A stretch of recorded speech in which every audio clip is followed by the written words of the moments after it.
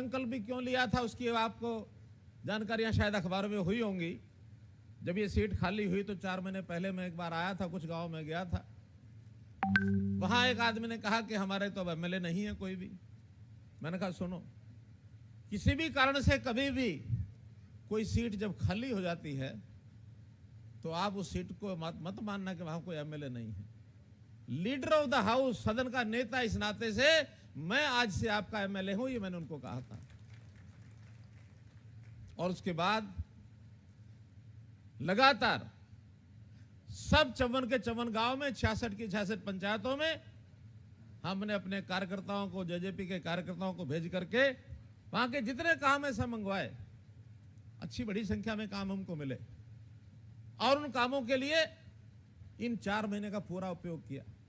चाहे वो पीने के पानी की समस्या थी, चाहे बरसात के पानी का भराव, उस पानी को खाली कराने की बात थी, चाहे सिंचाई के पानी की बात थी, ड्रेन नंबर 8 में पानी डालने की बात थी, चाहे पर यहां शिक्षा के नाते से जितने भी और नए इंस्टीट्यूट खोलने थे, संस्थान खोलने थे, उनके लिए हमने घोषणा की। उसमें आपका बड़ौदा का एक महिलाओं का कॉलेज भी है, इसकी भी हमने घोषणा की।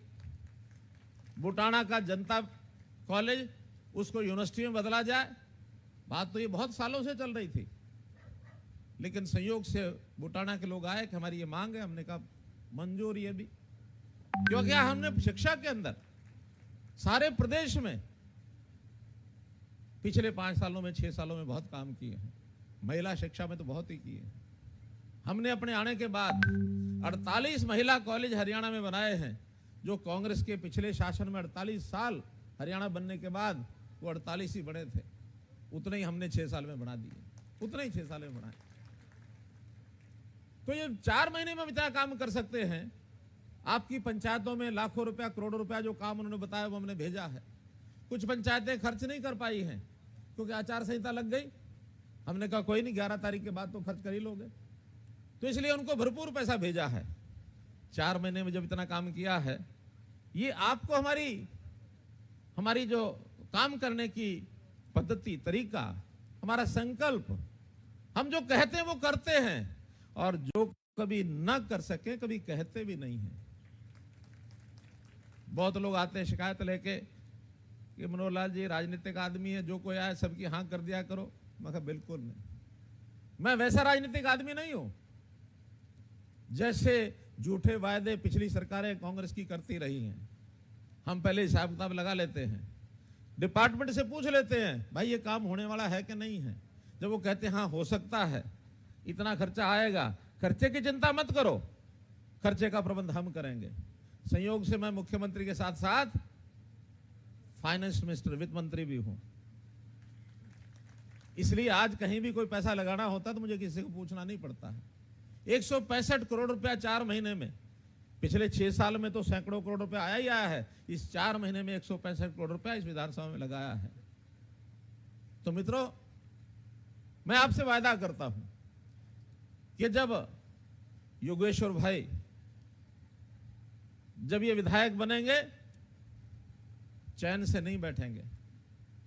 आपसे गांव-गांव जाकर पूछेंगे क्या समस्या है, क्या डिमांड है, क्या आवश्यकता है गांव की, ये बताओ। आधी रात को भी आएंगे तो इन पर हमारा इतना भरोसा, बिना देखे कागज पर साइन कर देंगे, ले जाओ। चैन से नहीं बैठेंगे, बैठ गए तो बैठने नहीं दूंगा। अगर ये चैन से बैठने लगेंगे तो बैठने नहीं दूंगा।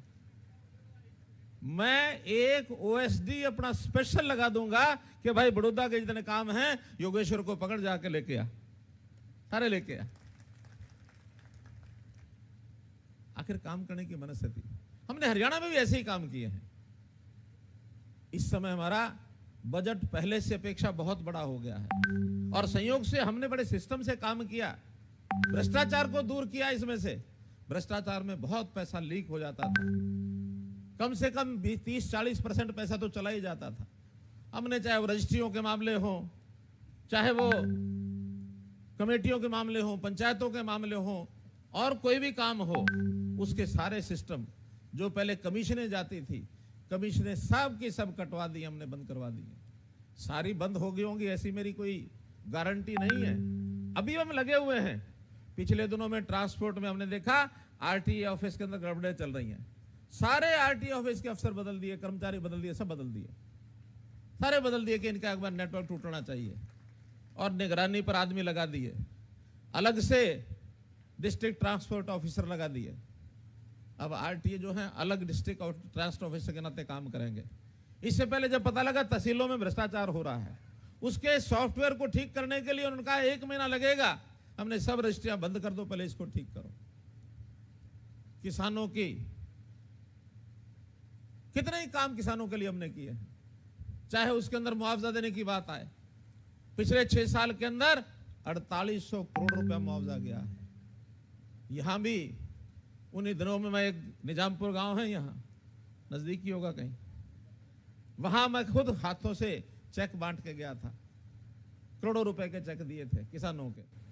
जिसका भी किसी का कोई तकलीफ होती है हम तुरंत पहुंच जाते हैं। अभी झूठ बोलने की जो कांग्रेस की आदत है, हमेशा झूठ बोल करके भूत प्रेत की तरह डराते रहते हैं लोगों को, ये हो जाएगा, ये हो जाएगा, ये हो जाएगा।